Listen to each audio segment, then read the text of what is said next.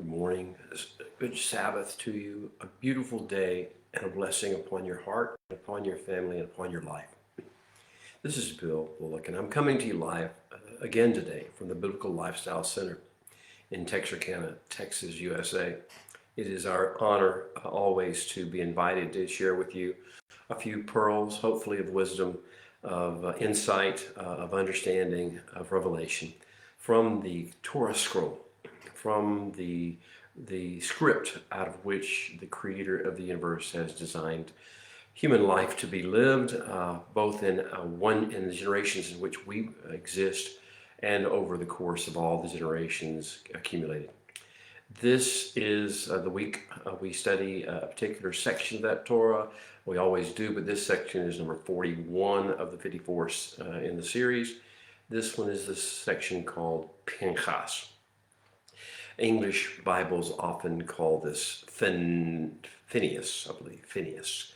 But in Hebrew it's Pinchas, and that's the original name of the individual. English language writers oftentimes try to make things sound more American or westernized or English, and so they use different names than the Hebrew text provides that were actually given by the people that were involved. The section of Torah that we'll be looking at today will be Numbers 25, chapter 10, through Numbers 29, verse 40. If you have your Bibles with you, I invite you to pull them out and begin to open to chapter 25 of Numbers, verse 10, and we'll proceed from that. The title that I have given, or the subtitle that I have given to this parsha called Pinchas, and the study that we'll do today, is Ma Ze Pinchas. It's some three Hebrew words. Ma Ze Pinchas. What or who is this Pinchas? Who is this man? What is the purpose of his story? Who does he represent? Who else will he be? What are we going to learn from Pinchas? And will we see someone like this again? Is he a real person and yet also a prototype of a person who will arise at a later date and will actually be part of the story of what the world likes to call the end of days? I'm going to check and make sure I'm still broadcasting. We've had some internet problems. Looks like I'm still going, so we'll just keep proceeding. Who is this Pinchas? Do you know, beloved? Do you understand who this is and why his story is placed in the Torah at this strategic location? What he tells us about our past, what he tells us about our present, and what he tells us about our future. We'll talk about some of those things. Ma Ze Pinchas. Who is he to you?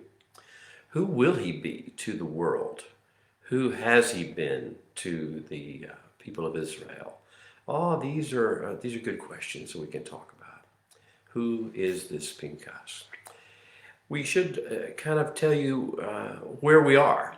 If the Holy One has designed the Torah in such a way that Pinchas, as an individual and as a prophetic type, is introduced to us in this parsha, we need to understand what it is about the timing, what it is about the season that we're in that is important that Pinchas arise now, and that we begin to learn and focus upon Pinchas and what he bodes for us now. So let's talk about that. What does the future hold? We should understand that Torah is revelation. It's eternal. Therefore, the Torah is a spring of eternal water. A living water comes forth. And it has relevance to the past. It tells a story of the past that has relevance to the present, and will determine the future. It will give us the picture of the future as well. It actually is a script for the past, the present, and the future. That is the nature of revelation, as opposed to historical information or literature or religious documentation. This is revelation. And so the Torah is giving us this. And so we have to understand that the things we read about that may have happened in the past have relevance to our future, and also paint a portrait for us, paint a pathway for us that tells us where we're going in the future and how this all will wrap its way up. The creator of the universe is the source of information, and the creator of the universe is eternal. He knows the end from the beginning. And so he writes it in his Torah. He builds upon that stream. That as a fountainhead brings forth a stream, a river, so it is with the Torah fountainhead. As the Torah brings forth then the prophets and the writings, the wisdom writings of Proverbs and Psalms and the different Megillot, the stories that we need to tell us for the end of days. As this happens, and it brings forth the accounts, the narratives of the Messiah in his first appearance on the earth, and it tells us the story, and even gives us the revelation, gives us the letters of how to discipline ourselves in accordance with the Torah and the Messiah's teaching on the Torah, and then gives us the revelation. He says, "Come up here, and I will show you. I will show you what must take place in the latter end of days." Well, that's part of where we are. We're in a stage getting close to the end of the year, of the end of the narrative of Torah, getting specifically close to the end of the book of Numbers. I believe I've referenced to you previously, and I want to remind you that each of the books of Torah, the 5 books of the Torah, Genesis, Exodus, Numbers, Leviticus, and Deuteronomy, not necessarily in that order, each of the 5 books of the Torah, the 5 Sephirim, are outlines of history. They're outlines of human history, past, present, and future. And so as we get towards the end of a book of Torah, and now we are getting close to the end of the book of Numbers. Actually, the Hebrew word name is Bamidbar, or in the wilderness. As we get close to the end of a book of Torah, the focus begins to change, and you can begin to sense that we're talking about a lot of things that are going to have relevance in the end of days. Part of us how we get to the end of days. That's the earlier parts of the book. What led us to the place we get to, and then the latter parts of the book have to do with what happens in the end of the days. They are a pattern for us. They are scripted for us according to what happened in the Torah. So we're at the end of the book of Numbers, or Midbar. And now, so we're getting into a different perspective. There's 5 different perspectives provided on the end of days. The end of the book of Bereshit, or Genesis perspective. Then there's the end of the book of Exodus, or Shemot perspective. Then there is the end of the book of Leviticus, or Vayikra perspective on the end of days. Now we're at the end of the book of Numbers, or Bamidbar perspective. We'll also get one more perspective. That's the end of the book of Deuteronomy, or Devarim perspective. So as we get to this 4th of the perspectives on the end of days, we have come to the timing in which we're in. And this is also corresponding to the timing of the calendar of the year. And each year, the Holy One's calendar and the calendar of his covenant people coincide with the Torah, with this script that he's written, with the parshas that we are studying. And so as we get towards Parsha Pinchas, and then we'll get to the end of the book of Numbers in the coming days, then we're going to see that that's a shift in the calendar. And the calendar shift is that today is the 19th day of Tammuz, the 4th month of the biblical year. That may not mean much to normal Westerners, I understand that, but on the Hebrew calendar, that is very significant, because that means we are 2 days into a period of time, a special period of time, predictive, prophetic of the end of days, called the 3 weeks. The 3 weeks between the straits, between the dire straits, as it's often called. And there is historical reasons for that, which we may discuss to some degree. But I want you to understand that this prophetic time is a time of shock and awe as we stand aghast at the things that have transpired, and so to speak, on our watch. In particular, the 3 weeks have to do with the loss of something very precious. Many people tie that to the temple, the physical building structure on Mount Moriah that was first built by Solomon, then rebuilt at the time of Zerubbabel, and then rebuilt again by Herod in another forced fashion altogether. There's already been basically 3 temples. And so they think the fact that the temple was destroyed during this period of time, during these 3 weeks, and then the 9th of Av that concludes the 3 weeks, that this is the loss we mourn, that we are standing aghast at, that we are shocked and put in awe by, and that we weep over, because we now begin to weep over the state of things as they are, as we have allowed them to become. We can blame the world, We can blame the nations. We can blame the armies. We can blame the elites. We can blame the technocrats. We can blame the governments. We can blame all sorts of things, you see. But when it comes right down to it, the state of the world depends upon the state of Bnei Israel, the people of Israel, the people of the covenant, the state of the nations. As go the nations, so goes Israel, or as goes Israel, so goes the nations. As go the covenant people of God, so goes the state of the world. So we realize that what is going to happen in the latter days, what has happened in the time period leading up to Parsha Pinchas, is enough to shock and awe anyone. It is a tragedy, a travesty that has taken place upon our watch. And now, if you think the issue is the loss of the temple, if you think the issue was the desecration of the tabernacle, you are only partially right. The purpose of the tabernacle, the purpose of the temple, and the tabernacle is what was referred to in Parsha Pinchas. The temple is what was referred to in the accounts of the invasions and conquering by the Babylonians and then the Romans later, and that will be by the anti-Messiah in the latter days. If you think the issue is tabernacle or temple, well, you're only partially right, because there's only one real key to the tabernacle or temple. It is the manifest presence of the Creator of the universe in the world. It is the tabernacle or the temple becomes his beachhead or his throne room or his vestibule through which the heavenlies come to the earth, and we have access to the beauty realm here on earth. Well, when that leaves, when the tabernacle or the temple is destroyed, when the vestibule is destroyed, when the portal is closed, that's where we have something to grieve about, to be in shock and awe about. And the fact that it happens on our watch is enough to break our hearts and make us weep.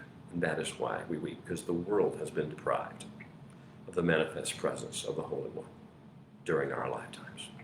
Well, our wallpaper book, each season of the year has a wallpaper book. And over the past few weeks, the wallpaper book that we read along with our Torah portions has been the book of Jeremiah, a prophetic book.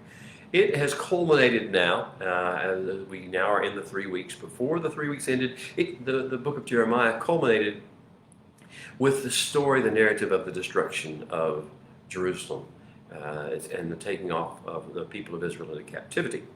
That was by Nebuchadnezzar of the Babylonian armies and the Babylonian kingdoms. Now that is what we read about. That's how we ended up our wallpaper book, Jeremiah. The book that we now began, that we began back on Wednesday night and Thursday of this week, and the 17th day of Tammuz, was Lamentations. The other book Jeremiah wrote. Jeremiah wrote another book. Yirmiyahu is his real name. Again, we're using the English amorphisms, changes. But the book of Lamentations, or Aika in Hebrew, is the book that we read for the next 3 weeks. It is our background book. It is our wallpaper that we read along with the Torah portions of Pinchas, Matot, Maseh, and eventually to Devarim. This is the season we're in.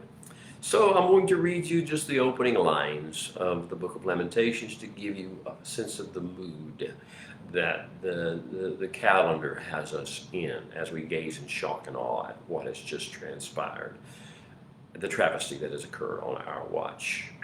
Here it goes. Aika. How did this happen? Aika.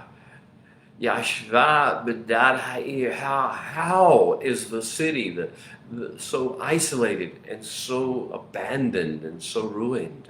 Rabati Haita Haita. Rabiti Haita. It was full of people. It was teeming with people.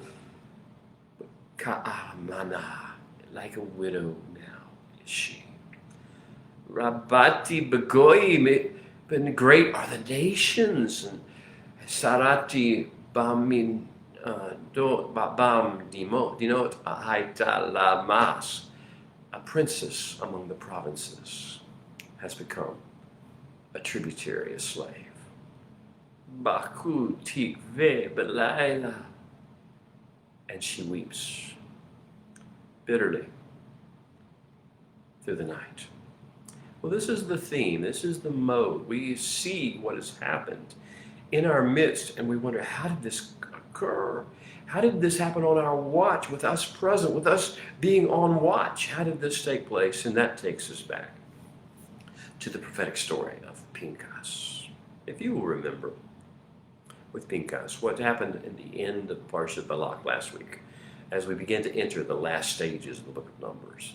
After Balak failed miserably in his attempts to pronounce curses or spells over Bnei Israel, over the people of Israel, people of the covenant. Spiritually, there was no way to attack Bnei Israel. He had to do it on a more fleshly basis. And so, Bilam, on behalf of the nations, had failed miserably to take away the majesty of the calling of God upon our lives, the calling of the Creator upon our lives. He came up with another plan. He had another trick up his sleeve. And so we found out, we will actually get more details about this later, but Bilam actually counseled the elders of Midian and of Moab, these two that were acting in conspiracy against us and in fear and terror of us. They came trying to find a way to stop our advance and stop the plan of the Holy One, but the nations rise up against. Why do the nations rage? Well, because they have imagined a vain thing. They believe that there is a way to stop that which the Creator of the universe is scripted to take place. And at least they can stop us, they feel like, because they focus their attention on us, who are the participants of the covenant, who are the actors on the great drama on the earthly side. They focus their attention on us. And so Bilam counseled the elders of Midian and the elders and the king of Moab as to the way to backdoor, basically, the same result that they wanted. They wanted to curse Israel as a nation. They really couldn't do that. What they could do instead was to draw an increasing number of us away to that which was a denial of our basic purpose, of our mission, and therefore kind of sideline us and do worse than that, really. Create a havoc and a sense of disorientation from mission in us. And the way they did that, the way Bilam counseled the elders of Midian and Moab to do that, you know the story, right? Was that Bilam counseled them to send the most beautiful daughters. They had to compromise their daughters, but they would send their most beautiful daughters into our camp, as opposed to cursing us from afar or sending an army into our camp. They would send their most beautiful daughters into our camp to dance suggestively, provocatively, like before our young men and our leaders, and to entice them. And then whenever they noticed they had the attention of the men, as it will be the case, and I hope if you know the New Testament or the Brit Hadashah very well, you know the story of Herodias and the dancing of Salome before Herod. And this is the same idea, that once this seduction takes place, all sorts of things become possible which were not possible before.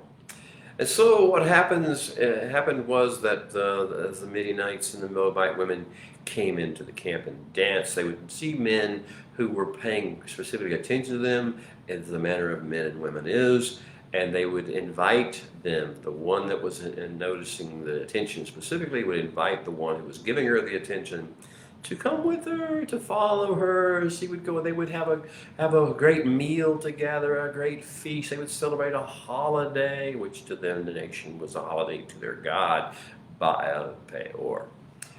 Baal Peor, the master of the openings, the master of the portals of our darkness. And so they would entice, and the men would be so distracted from their mission by the beauty of these women and by the seductive way in which they behaved, that they would follow them out of the camp. They would leave. They would choose to leave the presence of the Holy One, the manifest presence of the King at the tabernacle. They would choose to leave their families, their households, and go out like a siren song. They would follow this siren song out into the areas of the nearby mountains, into the camps of the Moabites and the Midianites, and to the shrines they had there to the god, the idol, the false god, Baal Peor, master of the openings. And once they were there, they would feed them, ply them with food, rich food. Now, these people had had nothing but manna for decades. They would give them strong drink and wine, in which they had had none, since they'd only been drinking water from the rock for all these decades. They would invite them to do all sorts of behaviors and activities that would just not happen in the camp, with the manifest presence of the Holy One overwatching and emanating its goodness and its beauty into our camp. With that being taken away, that protection being taken away, they would let the flesh of man, let the urges and the appetites and the hormones of the men go crazy without any government. And therefore what would happen would be, well, it's major party time. They were partying like rock stars in the ultimate sense of the word. And with that being the case, the nation began to slowly crumble. And the Holy One knew what was happening to his people, obviously. And so to awaken them, he allowed a plague. Now, where did the plague come from? What kind of sickness or disease was it? We're not really told. Perhaps, who knows? Perhaps it was a disease that was caught by close interaction with a culture that they'd not connected with before, the Moabites, or these particular group of Midianites. Perhaps, as all nations do when they contact a new culture, there are viruses and bacteria and fungi that the other people have gotten immunity to, but the new people introduced do not have the immunity to. For whatever reason, whatever the nature. Perhaps it was a concocted, almost a biological warfare through which the disease came, or perhaps it was spiritually in total. But nevertheless, a plague began to fall in the camp. Yes, things are going really bad. People are dying. Moshe and Aharon, well, not Aharon's passed away. It's Eleazar is the high priest now. And the elders of Israel have come to the tabernacle. They have come away from their individual places and houses and tents in the camp, and they've come to weep before. What has happened? Aika, what has happened among us?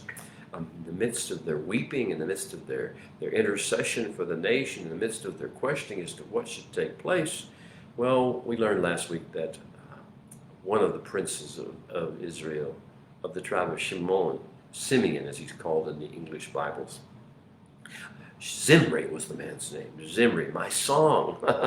My song is the meaning of his name. Zimri, from a prince of the tribe of Shimon, doesn't just go out and go into the camps of the Midiani or the Moabite and consort with women and worship and serve and bow down to the idol Baal or there. No, this particular prince of Israel, prince of Shimon, takes another step way beyond the veil. And we have to understand there's always a line that the Holy One will not allow you to cross.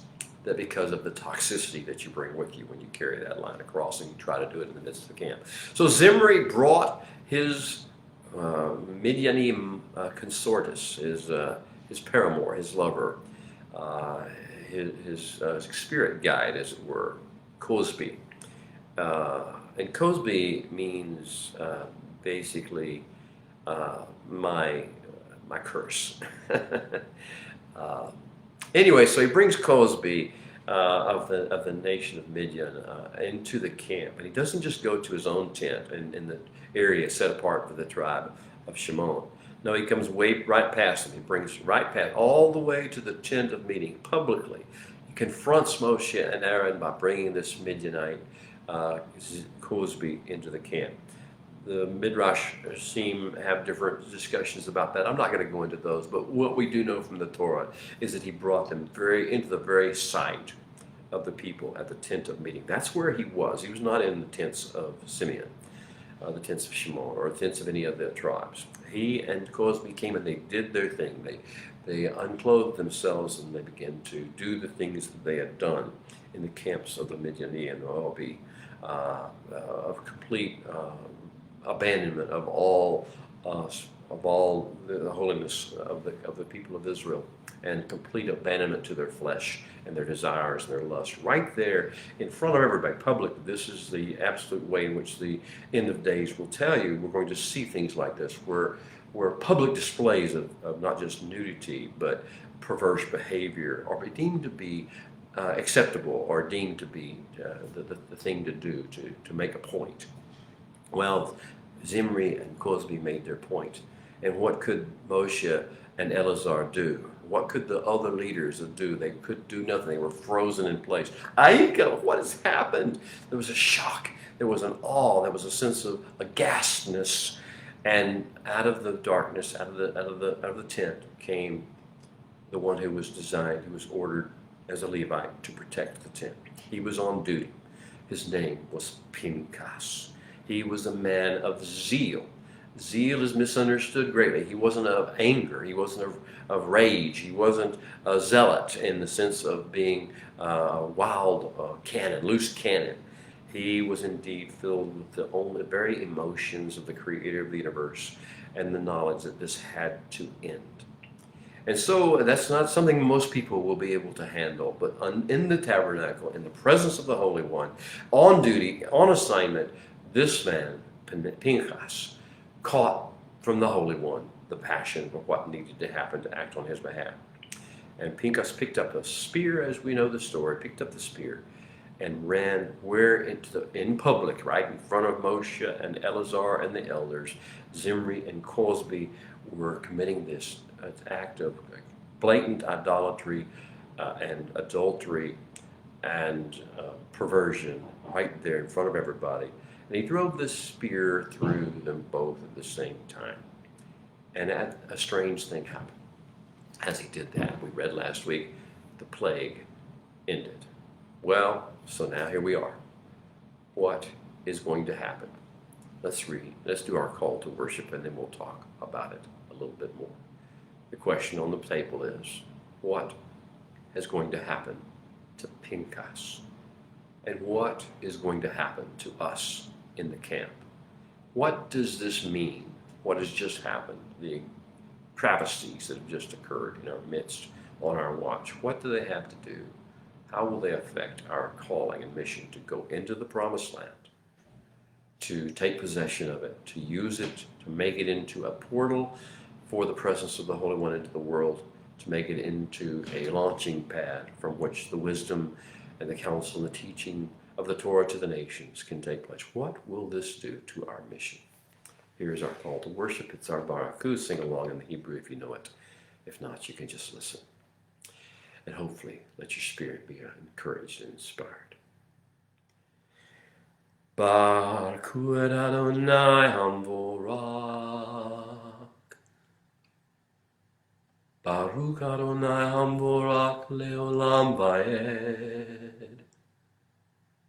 Baruch atah Adonai Eloheinu melech haolam. Asher bakar banu mikol ha'amin. V'natan lanu et Torato. Baruch atah Adonai Noten HaTorah. And now may you open our eyes, O Holy One, that we may see wondrous things in your Torah. For we are but strangers in the earth. So do not hide your commandments from us. The closing download of Balak was about the plague. Numbers 25 said, when Pinchas, the son of Eleazar, son of Aaron, HaKohen, the priest, saw it, Ra'ah, he beheld it for what it was. He arose, he got up from the Edah, from the witness throng. He took a spear or a javelin, a lance in his hand, and he followed the man of Israel into the tent, not his tent, the tent of meeting. And he thrust both of them through, the man of Israel and the woman through her body. And so the plague, Magepah, was stopped. But among Bnei Israel, 24,000 people died in the plague. That's how it ended last week. That's how our story ended. That's how we stand in shock and awe and wonder what will happen to Pinchas. Well, that's answered in the first verses of our Parsha. Parsha Pinchas begins as follows. I'll read in English. I'll read in Hebrew first. and let the Hebrew touch your spirits. And then I'll follow behind with an English translation, my own translation, basically, which is designed to engage your mind along with your spiritual learning. It starts out as follows. V'hadaber Adonai el Moshe lemor. And then the Holy One spoke to Moshe, saying, Pinchas ben Eleazar ben Aharon HaKohen. Pinchas, the son of Eleazar, is the voice of the Holy One. Pinchas, the son of Eleazar, the grandson of Aharon, the Kohen, the priest. Heshiv et chamati me'al bnei Israel. He has returned my zeal, my passion, my heart to its place among the people of Israel. Bechano et chinati betokem. And in his zeal, in his passion, in his release of my heart, he brought my zeal forth among them. Velo chiliti et bnei Israel bechinati. And I did not declare my work with Bnei Israel complete or finished in my zeal.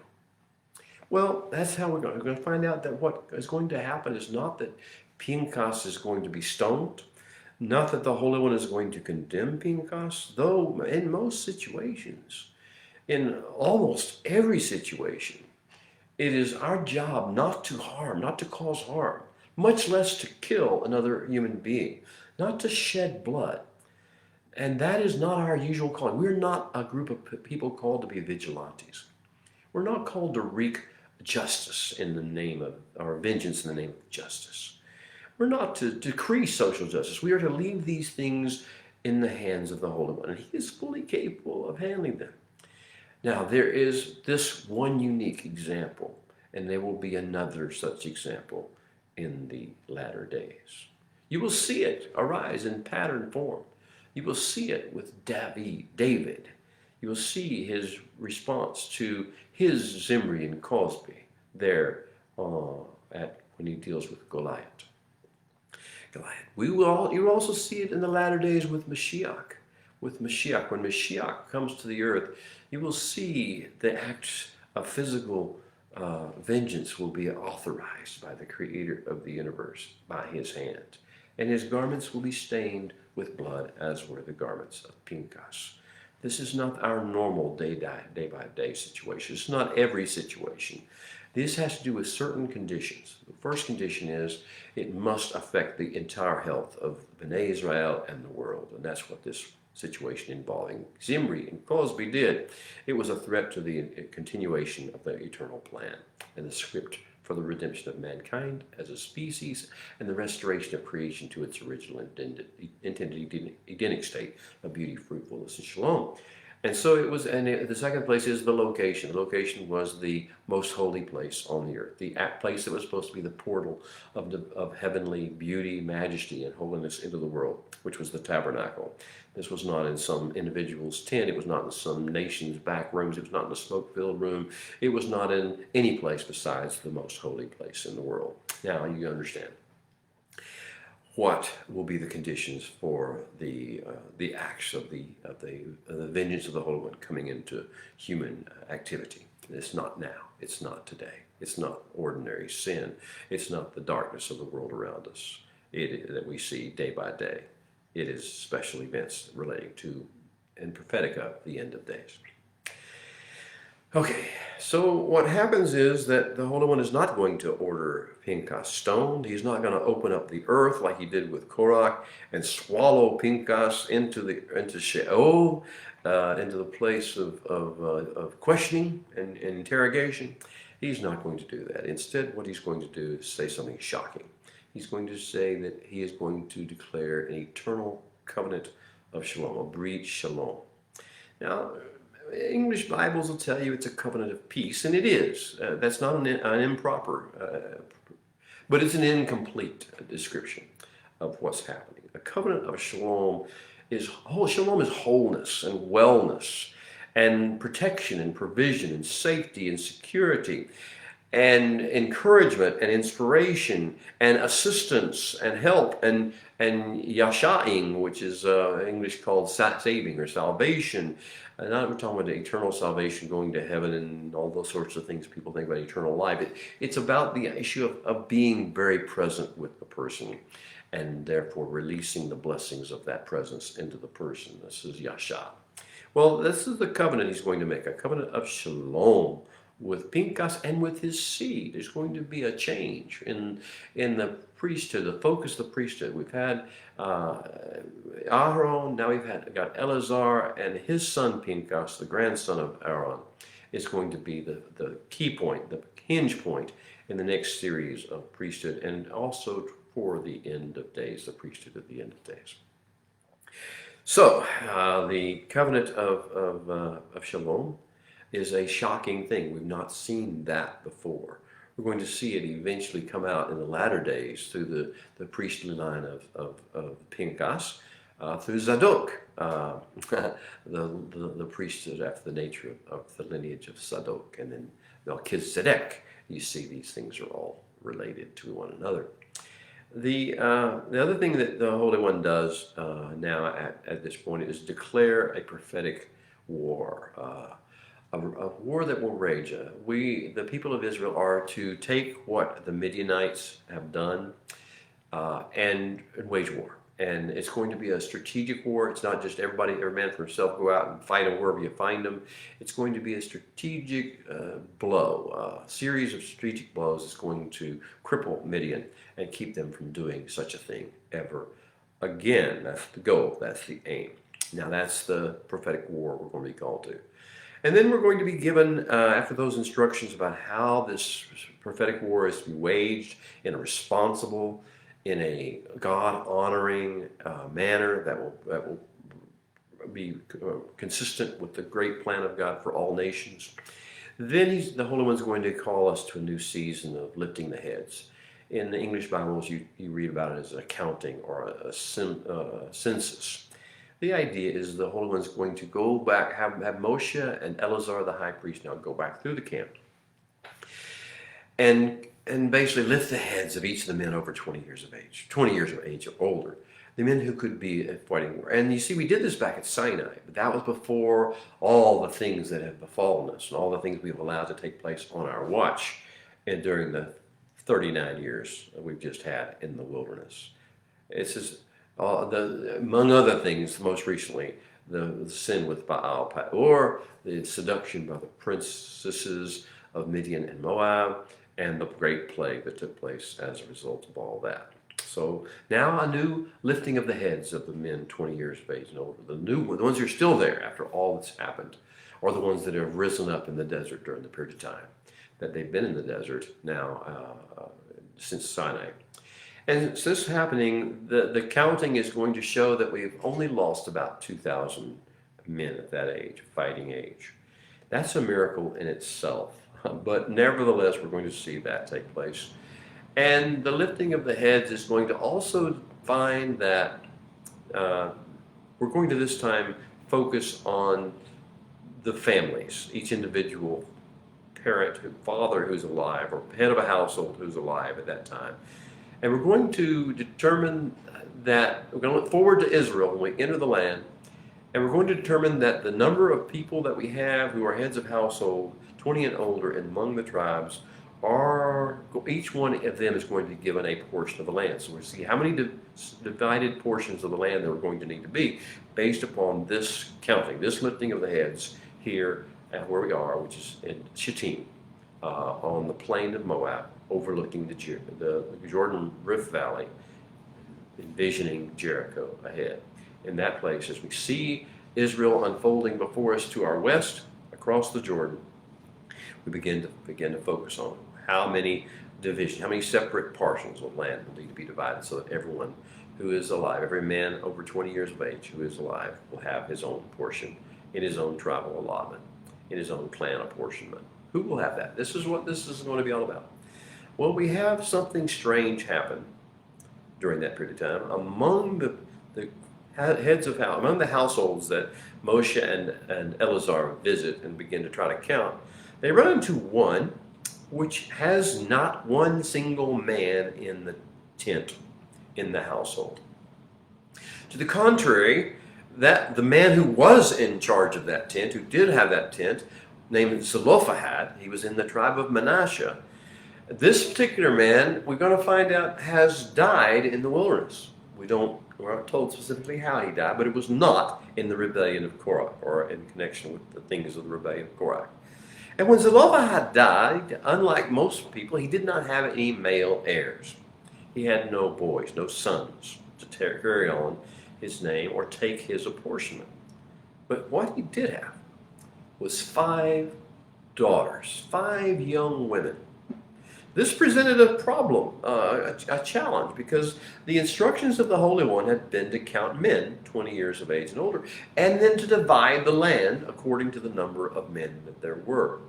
And what that would mean to the daughters of Zelophehad, the 5 daughters of Zelophehad, would mean that their father's inheritance, which he didn't actually get because he passed away in the wilderness, but which he would have gotten had he survived, would go to someone else, would not stay in the family, would not stay related to the man Zelophehad, that his portion would be forfeited forever.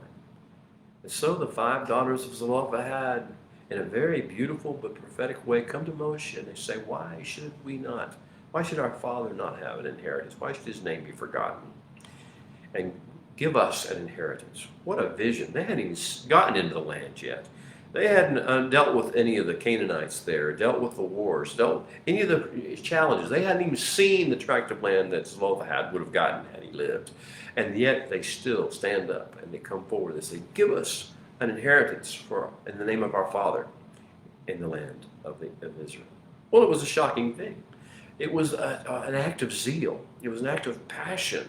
It was something that, how much would we rather have our children focusing on their inheritance in the Holy One, in the Holy Land, in the holy plan of redemption and restoration? How much would we then have them focus on the things that the rest of the world focuses on, like the daughters of Midian and the daughters of Moab had done, and the daughters of the nations always seemed to do?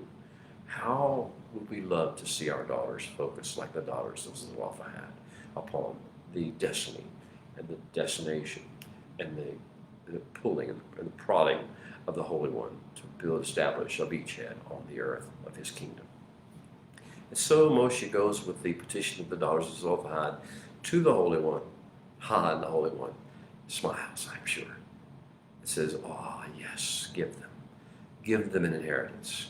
And make it so for all the daughters of the men who have died and have no sons.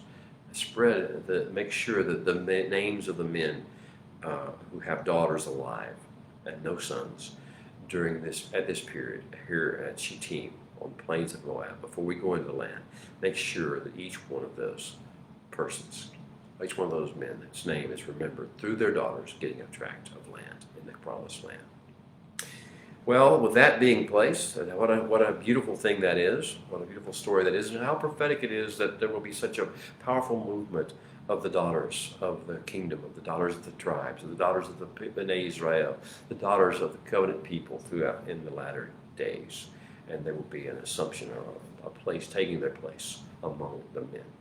And then there is the next thing. Yehoshua is there, Moshe is there. The question becomes, not just what happens to this Pinchas, but what happens to this Moshe? What happens to his leadership role? Well, he's already found out that because of his rebellion against the Holy One, his dishonoring of the Holy One before the nation back at Meribah, when he struck the rock and called the people that he was called to shepherd, called them rebels, and then took credit for getting the water from the rock himself as opposed to giving it to the Holy One. Because of those things, the Holy One has made it clear that he is not going to be the one that leads Bnei Israel into the nation. His ways are not the ways they're going to need. His leadership style is not the leadership style. His reliance upon the rod is not the way.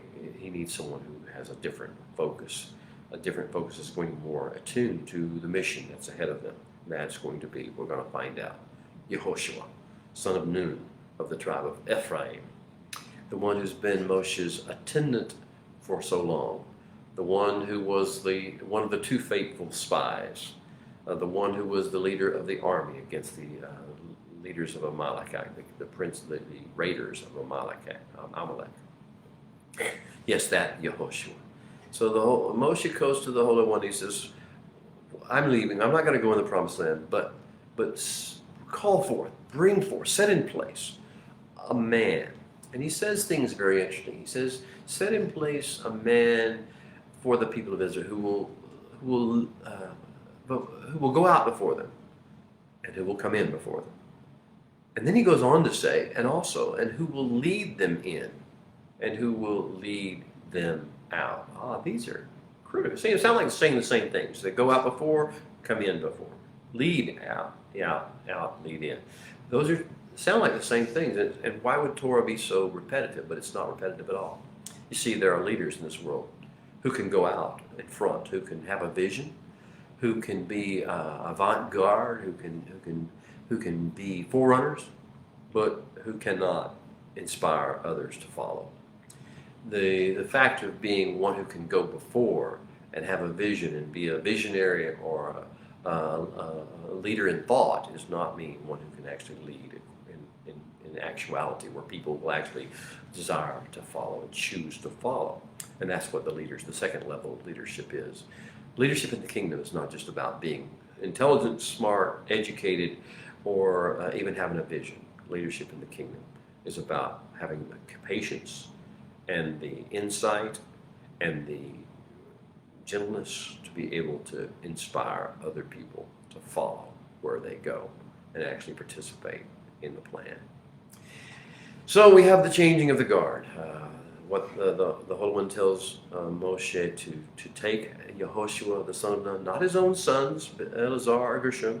We're not even sure Eleazar and Gershom, who were sons through Zipporah, the Midianite, of all things, or even in the camp. They seem to have gone back with Yitro and with their mother Zipporah whenever they left the camp back at Sinai, before Sinai.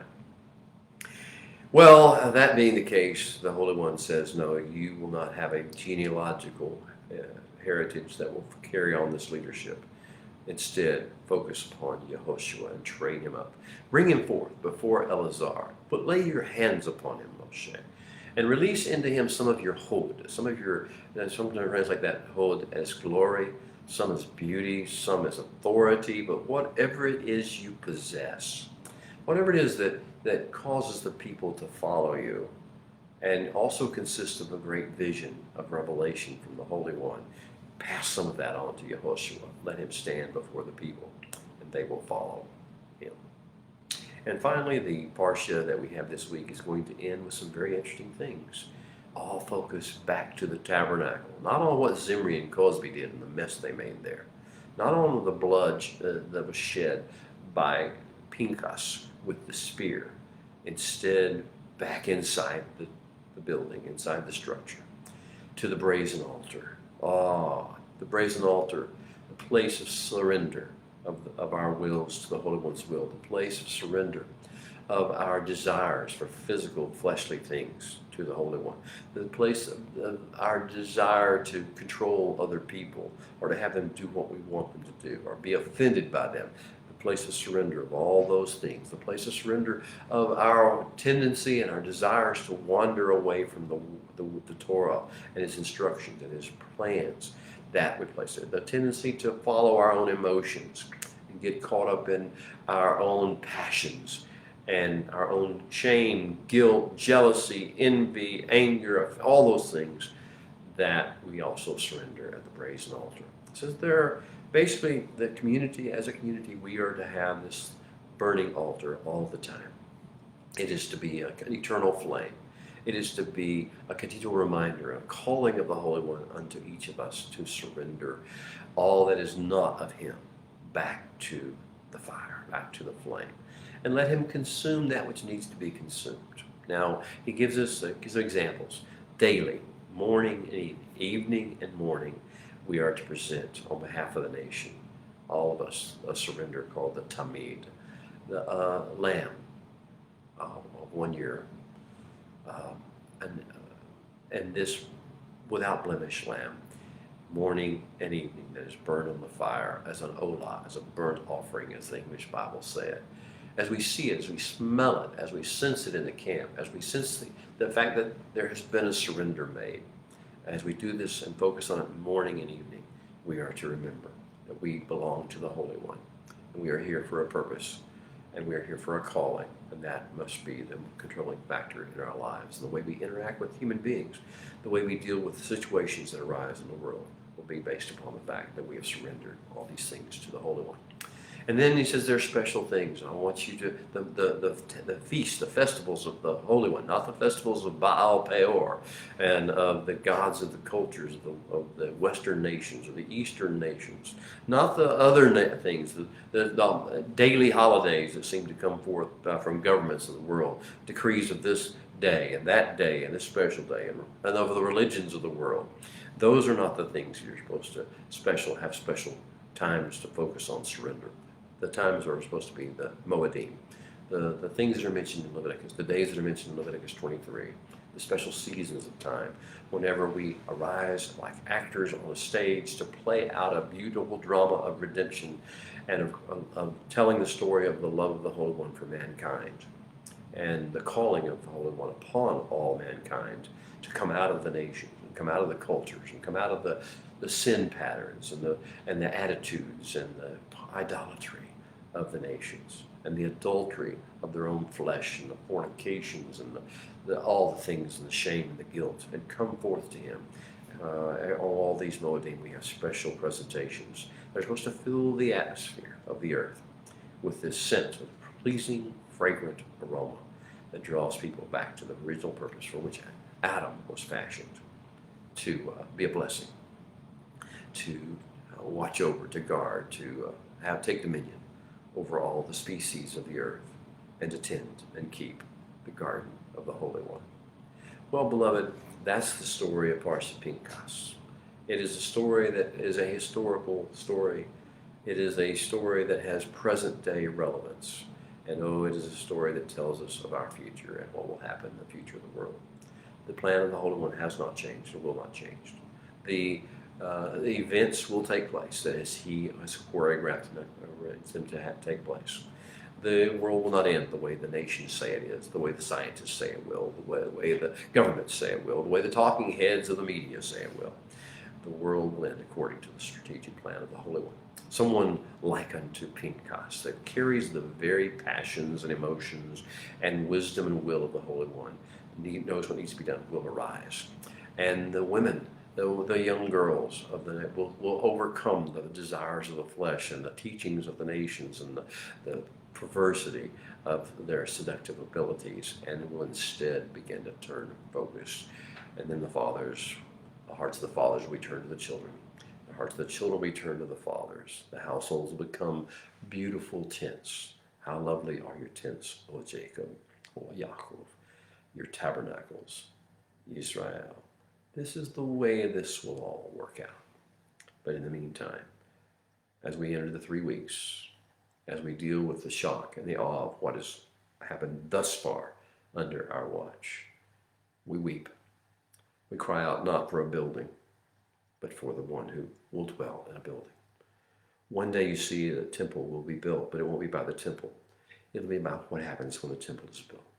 As happened in Exodus chapter 40, when the tabernacle was erected, as happened in 1 Kings, whenever the temple was erected, the Shekinah, the glory, the manifest presence of the Holy One will descend from heaven and rest upon the earth.